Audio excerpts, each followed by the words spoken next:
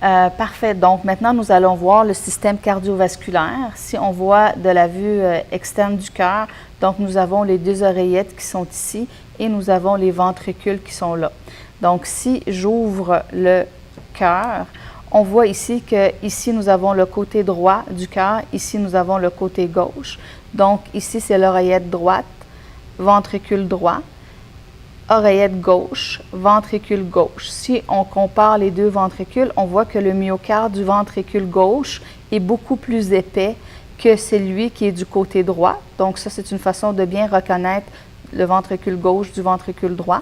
Le ventricule gauche, quand il pompe le sang, il l'envoie vers l'aorte. Donc, l'aorte va envoyer ce sang-là vers le reste du corps. Donc, il faut une grosse pression. C'est pour ça que ce côté-là est plus développé.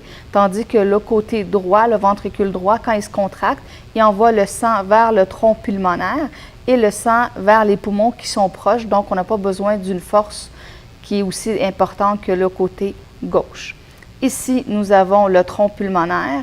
Donc, ce sang, le tronc pulmonaire va se subdiviser en artères pulmonaires. Donc, les artères pulmonaires vont amener le sang vers les poumons. Et ici, quand on a le côté gauche qui se contracte, il envoie le sang ici dans l'aorte. Si je tourne mon cœur, donc le sang qui a été envoyé vers les poumons, donc ce sang-là qui est riche en CO2, va être chargé d'oxygène et il va revenir au cœur par les veines pulmonaires. Donc, c'est la seule fois où est-ce que nous allons voir où on va avoir les veines qui vont être représentées ici en rouge. Donc, ici, au niveau de l'oreillette gauche, le sang qui est riche en oxygène revient au niveau de l'oreillette gauche. Si on regarde ici, la veine porte hépatique, c'est la structure qui est représentée ici en mauve. Ici, nous avons l'artère hépatique, donc qui amène le sang riche en oxygène au foie. Et on ne voit pas très bien, mais on devrait voir ici une veine hépatique qui ramène le sang riche en CO2 vers le cœur.